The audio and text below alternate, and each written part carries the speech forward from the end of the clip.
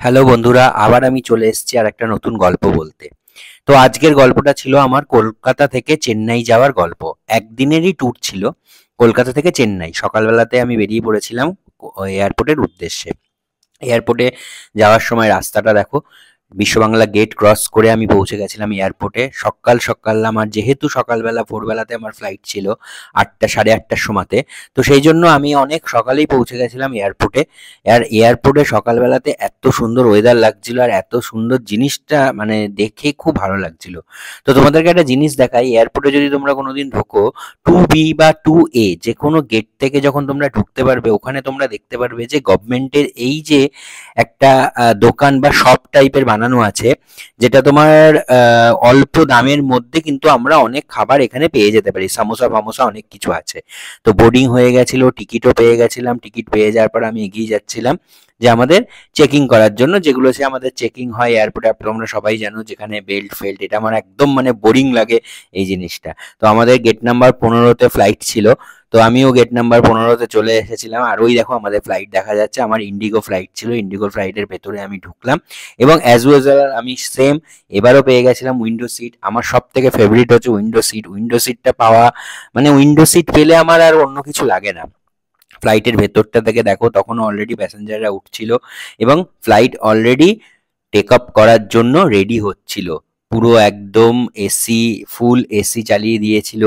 পুরো একদম ধোয়া ধোয়া হয়ে গেছিল। আর অনেক প্যাসেঞ্জাররা তখনও অবধি তাদের লাগেজ গোছাচ্ছিল। 8টা 21, 8টা 22 আমার ফ্লাইট এখন শুরু হয়ে গেল চেন্নাইয়ের উদ্দেশ্যে যাওয়ার জন্য।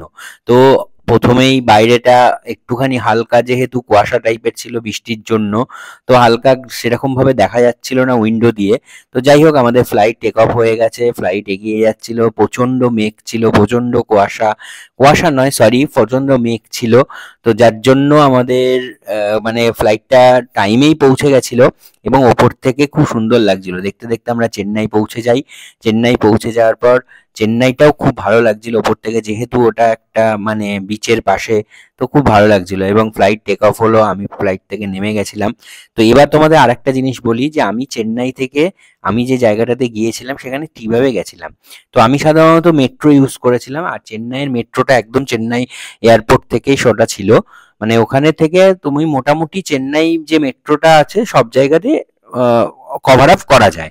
তো আমার যেখানে যাওয়ার কথা ছিল আমি সেটা চেন্নাই মেট্রোতেই গিয়েছিলাম, গ্রিন লাইনের মেট্রো চেন্নাইয়ের। তো আমি সেই চেন্নাই মেট্রোতে টিকিট করে নিলাম। টিকিট করে নেওয়ার পর আমি স্ক্যান করে মেট্রোর দিকে এগিয়ে গেছিলাম। আর রীতিমতন আমার মেট্রো অলরেডি চলে এসেছিল, মেট্রো ছিল দাঁড়িয়েই। তো মেট্রোতে একটা সিটও পেয়ে গেছিলাম এবং মেট্রো করে চারিদিক দেখতে দেখতে আমি পৌঁছে গেছিলাম আমার সেই জায়গার উদ্দেশ্যে। মোটামুটি এয়ারপোর্ট থেকে আমার সেই জায়গাটাতে যেতে টাইম লাগে 20 মিনিট মতন। তারপরে ওখান থেকে অটো ধরে 5 থেকে 10 মিনিট মতন লাগে এবং আমি পৌঁছে গেছিলাম এই রিফ্রেশ বলে এই জায়গাটা। এটা অ্যাকচুয়ালি আমি আমার বোনকে নিয়ে গেছিলাম। আমার বোনের দাঁতের যে একটা সমস্যা আছে, সমস্যা বলবো না, আমার বোনের একটা দাঁতের প্রবলেমের জন্য, দাঁতটা ঠিক করার জন্য আমরা গিয়েছিলাম এখানে। ভেতরটা দেখো, ভেতরটা খুব সুন্দর ছিল, খুব ভালো লাগছিল ভেতরটা। আর আমি এখানে অনেকবারই এসেছি, এই নিয়ে আমার 4 থেকে 5 বার আমার এই জায়গাতে আসা। তো আমি মোটামুটি জানি এই জায়গাটাতে কিরকম। তারপর অলরেডি ওখান থেকে বেরিয়ে আমরা অটো নিয়ে নিয়েছিলাম। অটো নিয়ে আমরা পৌঁছে গেছিলাম চেন্নাই এয়ারপোর্টে। এবং চেন্নাই এয়ারপোর্টে পৌঁছে গিয়ে, যেহেতু আমাদের একই দিনে ফেরা ছিল, তো আসার ফ্লাইটটাও আমাদের 6টার সময় ছিল। এই দেখো, এটা চেন্নাই এয়ারপোর্ট। চেন্নাই এয়ারপোর্টটাও খুব ভালো, খুব বড় চেন্নাই এয়ারপোর্টটা। তো চেন্নাই এয়ারপোর্টে পৌঁছে গিয়ে আমি এই 3 নম্বর গেট দিয়ে ঢুকে গেছিলাম। ঢুকে যাওয়ার পর যেরকম হয় সাধারণত এয়ারপোর্টের ভেতরে ঢোকার পর আমরা চেক ইন করি। চেক ইন করে যেগুলো, তো সেই প্রসিডিওর মেনটেন করে সেগুলো আমরা করছিলাম। তো অনেকটা খিদেও পেয়ে গেছিল। আচ্ছা, চেন্নাইতেও কিন্তু একটা এরকম একটা ক্যাফে আছে যেটা অল্প টাকাতে, এবং এখানে একটা আশ্চর্য জিনিস, এখানে কিন্তু এরা মানে তোমার কথা বলতে পারে না। যা কিছু করতে হয় কিন্তু এদেরকে ইশারাতে বুঝিয়ে দিতে হয় এবং সেই মতন ওরা কিন্তু ওখানে সার্ভিস করে। চেন্নাইয়ের এয়ারপোর্টের ভেতরেও অনেক শপ, অনেক বড় বড় ব্র্যান্ডেড, যেমন আমাদের কলকাতাতেও থাকে। তো ক্যাফে কফি ডে থেকে আমিও খাবার অর্ডার করেছিলাম, একটা ক্যাফে কফি ডে থেকেও নিয়েছিলাম এবং একটা কেএফসি থেকেও খাবার অর্ডার করেছিলাম। যেহেতু লাঞ্চটা ওখানেই করেছিলাম, তো একটা লাভা কেক টাইপের ছিল, আর উইংস ছিল, দুটো উইংসও আমি নিয়েছিলাম এবং একটা ফ্রেঞ্চ ফ্রাই। তো French fry, wings, lava coffee, এবং এই যে ফ্রেঞ্চ ফ্রাইটা দেখতে পাচ্ছ বেশ অনেকটা পরিমাণই ফ্রেঞ্চ ফ্রাই দিয়েছিল। তো লাঞ্চ করার পর আমি ওখান থেকে আবার আমাদের যে গেটে ফ্লাইট দিয়েছিল সেই গেটের দিকে চলে গেছিলাম।